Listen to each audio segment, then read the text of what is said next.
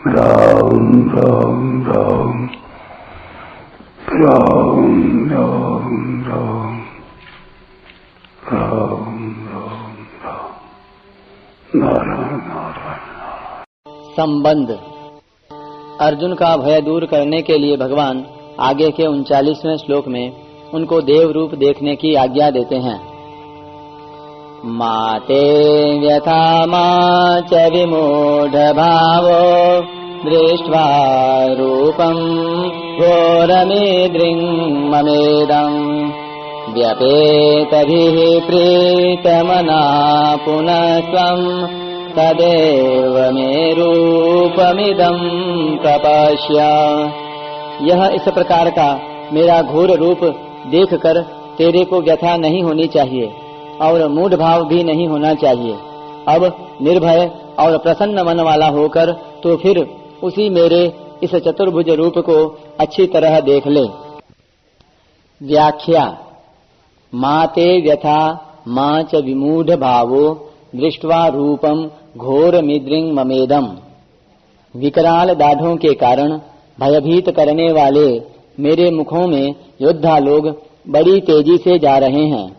उनमें से कई चूर्ण हुए सिरों सहित दांतों के बीच में फंसे हुए दिख रहे हैं और मैं प्रलय काल की अग्नि के समान प्रज्वलित मुखों द्वारा संपूर्ण लोगों का ग्रसन करते हुए उनको चारों ओर से चाट रहा हूँ। इस प्रकार के मेरे घोर रूप को देखकर तेरे को व्यथा नहीं होनी चाहिए, प्रत्युत प्रसन्नता होनी चाहिए। तात्पर्य है कि पहले 45वें श्लोक में तू जो मेरी कृपा को देखकर हर्षित हुआ था, तो मेरी कृपा की तरफ दृष्टि होने से तेरा हर्षित होना ठीक ही था, पर यह व्यथित होना ठीक नहीं है। अर्जुन ने जो पहले कहा है प्रव्यथितास्तथाहम् और प्रव्यथितांतरात्मा, उसी के उत्तर में भगवान यहाँ कहते हैं माते व्यथा। मैं कृपा करके ही ऐसा रूप दिखा रहा हूँ, इसको देखकर तेरे को मोहित नहीं होना चाहिए। मा च विमूढ़ भावः।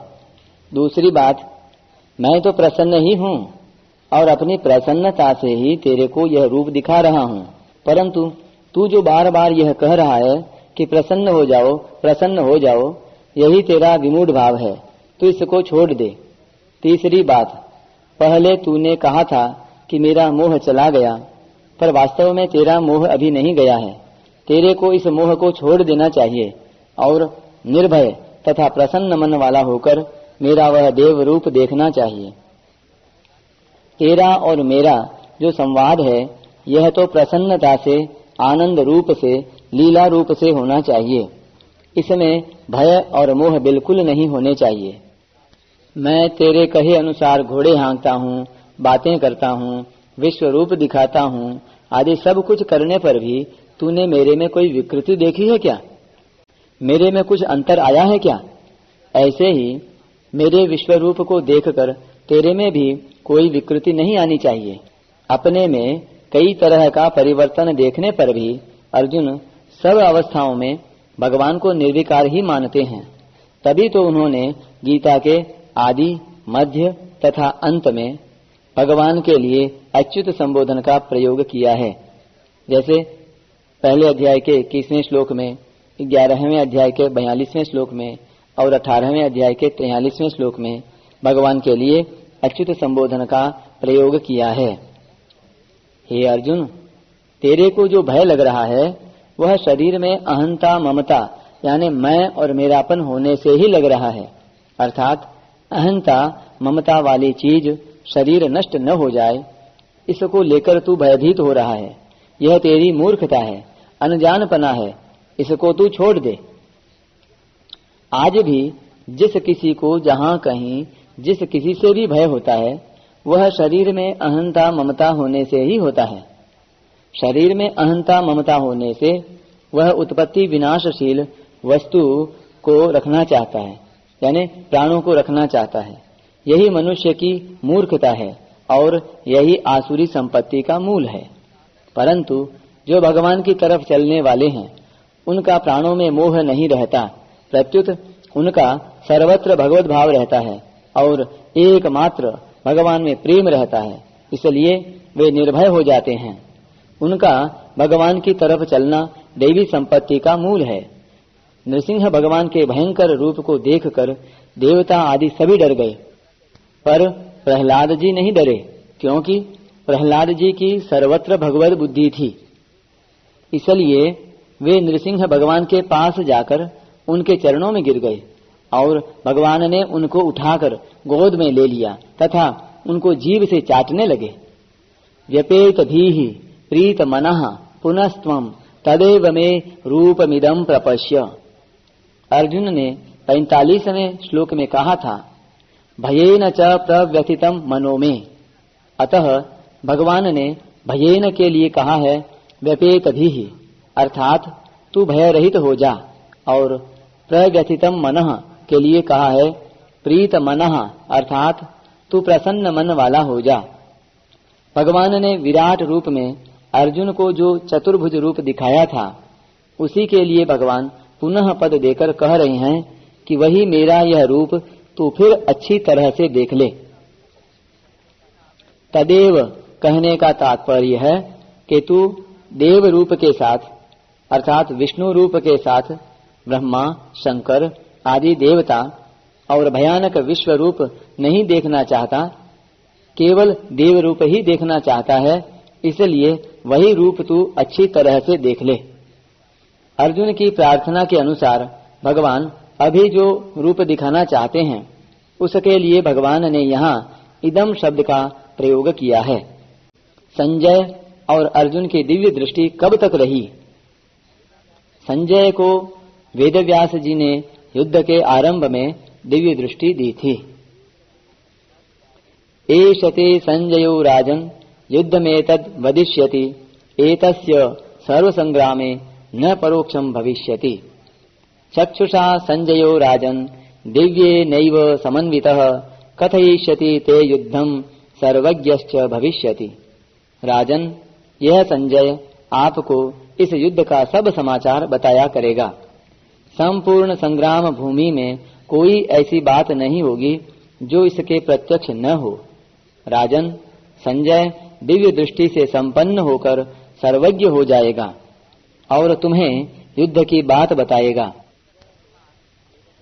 संजय को वेदव्यास जी ने युद्ध के आरंभ में दिव्य दृष्टि दी थी, जिससे वे धृतराष्ट्र को युद्ध के समाचार सुनाते रहे। परंतु अंत में जब दुर्योधन की मृत्यु पर संजय शोक से व्याकुल हो गए, तब संजय की वह दिव्य दृष्टि चली गई। तब पुत्रे गते स्वर्गे शोकार्तस्य ममानघ ऋषि दत्तम प्रणष्टे तद दिव्य दर्शित्व मध्य वै। निष्पाप नरेश, आपके पुत्र के स्वर्ग लोक में चले जाने से मैं शोक से आतुर हो गया हूँ, और महर्षि व्यास जी की दी हुई मेरी वह दिव्य दृष्टि भी अब नष्ट हो गई है। अर्जुन के द्वारा विश्व रूप दिखाने की प्रार्थना करने पर भगवान ने अर्जुन को दिव्य दृष्टि दी। दिव्यम ददामि ते चक्षुः पश्य मे योगमैश्वरम। और अर्जुन विराट रूप, भगवान के देव रूप, उग्र रूप आदि रूपों के दर्शन करने लगे। जब अर्जुन के सामने अत्युग्र रूप आया, तब वे डर गए और भगवान की स्तुति प्रार्थना करते हुए कहने लगे कि मेरा मन भय से व्यथित हो रहा है, आप मेरे को वही चतुर्भुज रूप दिखाइए। तब भगवान ने अपना चतुर्भुज रूप दिखाया और फिर द्विभुज रूप से हो गए। इससे सिद्ध होता है कि यहाँ 49वें श्लोक तक ही अर्जुन की दिव्य दृष्टि रही। 51वें श्लोक में स्वयं अर्जुन ने कहा है कि मैं आपके सौम्य मनुष्य रूप को देखकर सचेत हो गया हूँ और अपनी स्वाभाविक स्थिति को प्राप्त हो गया हूँ। यहाँ शंका होती है कि अर्जुन तो पहले भी व्यथित हुए थे, व्याकुल हुए थे। दृष्ट्वा लोकाः प्रव्यथितास्तथाहम् दृष्ट्वा हि त्वां प्रव्यथितान्तरात्मा। अतः वहीं उनकी दिव्य दृष्टि चली जानी चाहिए थी। इसका समाधान यह है कि वहाँ अर्जुन इतने भयभीत नहीं हुए थे जितने यहाँ हुए हैं। यहाँ तो अर्जुन भयभीत होकर भगवान को बार बार नमस्कार करते हैं और उनसे चतुर्भुज रूप दिखाने के लिए प्रार्थना भी करते हैं। इसलिए यहाँ अर्जुन की दिव्य दृष्टि चली जाती है। दूसरा कारण यह भी माना जा सकता है कि पहले अर्जुन की विश्वरूप देखने की विशेष रुचि थी, विशेष इच्छा थी। द्रष्टुमिच्छामि ते रूपम, इसलिए भगवान ने अर्जुन को दिव्य दृष्टि दी। परंतु यहाँ अर्जुन की विश्वरूप देखने की रुचि नहीं रही और वे भयभीत होने के कारण चतुर्भुज रूप देखने की इच्छा करते हैं। इसलिए दिव्य दृष्टि की आवश्यकता न रहने से उनकी दिव्य दृष्टि चली जाती है। अगर संजय और अर्जुन शोक से, भय से व्यथित न होते, व्याकुल न होते, तो उनकी दिव्य दृष्टि बहुत समय तक रहती और वे बहुत कुछ देख लेते। परंतु शोक और भय से व्यथित होने के कारण उनकी दिव्य दृष्टि चली गई। इसी तरह से जब मनुष्य मोह से संसार में आसक्त हो जाता है, तब भगवान की दी हुई विवेक दृष्टि काम नहीं करती। जैसे मनुष्य का रुपयों में अधिक मोह होता है तो वह चोरी करने लग जाता है, फिर और मोह बढ़ने पर डकैती करने लग जाता है, तथा अत्यधिक मोह बढ़ जाने पर वह रुपयों के लिए दूसरे की हत्या तक कर देता है। इस प्रकार ज्यों-ज्यों मोह बढ़ता है, त्यों ही त्यों उसका विवेक काम नहीं करता। अगर मनुष्य मोह में न फंसकर अपनी विवेक दृष्टि को महत्व देता तो वह अपना उद्धार करके संसार मात्र का उद्धार करने वाला बन जाता।